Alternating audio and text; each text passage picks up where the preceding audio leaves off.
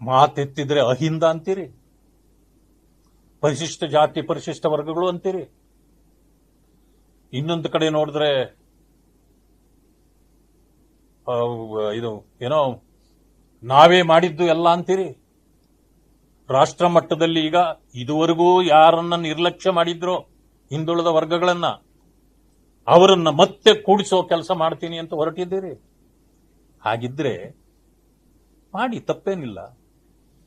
ಮೊನ್ನೆ ಮಲ್ಲಿಕಾರ್ಜುನ್ ಖರ್ಗೆ ಅವರನ್ನ prime minister candidate ಅಂತ ಅನೌನ್ಸ್ ಮಾಡಿ ಅಂತ ಹೇಳಿದ್ರು. ಇದರಲ್ಲಿ ಏನ್ ತಪ್ಪಿತ್ತು? ನಾನ್ ಕೇಳ್ತೇನೆ, ನಿಮಗೆ ದಲಿತರನ್ನ ಅನೌನ್ಸ್ ಮಾಡಕ್ಕೆ ಇಷ್ಟ ಇಲ್ಲ ಅಂದ್ರೆ, ಮಾನ್ಯ ಸಿದ್ದರಾಮಯ್ಯನವರೇ ನಿಮ್ಮ ಹೆಸರನ್ನೇ ಕಾಂಗ್ರೆಸ್ ಘೋಷಣೆ ಮಾಡಲಿ, ನಿಮ್ಮ ಹೆಸರನ್ನೇ ಮಾಡಲಿ, ನಾವು ಸಂತೋಷ ಪಡ್ತೀವಿ. ಯಾಕಂದ್ರೆ ದಲಿತರು ಅಂದ್ರೆ ನಿಮಗೆ ಇಷ್ಟ ಇಲ್ಲ, ಅದು ಚರಿತ್ರೆ. ಅದು ಕಾಂಗ್ರೆಸ್ಗೆ ದಲಿತರು ಕೇವಲ ವೋಟ್ ಬ್ಯಾಂಕ್, ಅವರನ್ನ ನೀವು ಗುಲಾಮರು ಅಂತ ತಿಳ್ಕೊಂಡಿದ್ದೀರಿ. ಅದನ್ನು ಇವತ್ತಲ್ಲ, ಬಾಬಾ ಸಾಹೇಬ್ ಅಂಬೇಡ್ಕರ್ ಅವರ ಕಾಲದಿಂದ ಅದು ಬಂದಿದೆ. ಬೇಡ.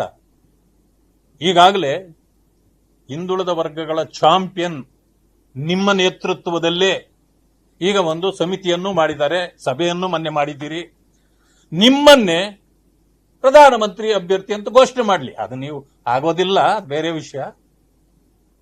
ಬಿಜೆಪಿಯನ್ನ ನೀವು ಇನ್ನು ಮುಂದೆ ಸೋಲಿಸೋದಷ್ಟು ಸುಲಭ ಅಲ್ಲ. ಆದರೂ ಘೋಷಣೆ ಮಾಡಲಿಕ್ಕೆ ಏನು ಕಷ್ಟ ನಿಮಗೆ? ಅದೇ ಹಿಂದುಳಿದ ವರ್ಗಗಳ ಮಹಾನಾಯಕ. ಈಗ ಮೋದಿಜಿ ಅವರು ದೇಶದ 11 ವರ್ಷಗಳ ಪ್ರಧಾನಿಯಾಗಿ ಈಗಾಗಲೇ ನಿಮ್ಮನ್ನು ಮಾಡಿ ನಾವು ಸಂತೋಷ ಪಡ್ತೇವೆ. ಅದು ಬಿಟ್ಟು ಏನೆಲ್ಲ ಮಾತಾಡಿಬಿಟ್ರಿ ನೀವು.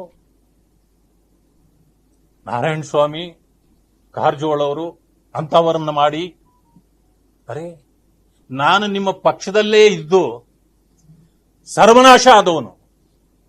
ನಾನು ಅಲ್ಲಿದ್ದಾಗ ಒಂದು ಸಾರಿ ಟಿಕೆಟ್ ಕೊಡೋ ಯೋಗ್ಯತೆ ಇರಲಿಲ್ಲ ನಿಮಗೆ. ಭಾರತೀಯ ಜನತಾ ಪಕ್ಷಕ್ಕೆ ಬಂದು ಸಮಾಜದ ಮಧ್ಯೆ ನಾನು ಗೌರವ ಉಳಿಸ್ಕೊಳ್ಬೇಕಾಯ್ತು.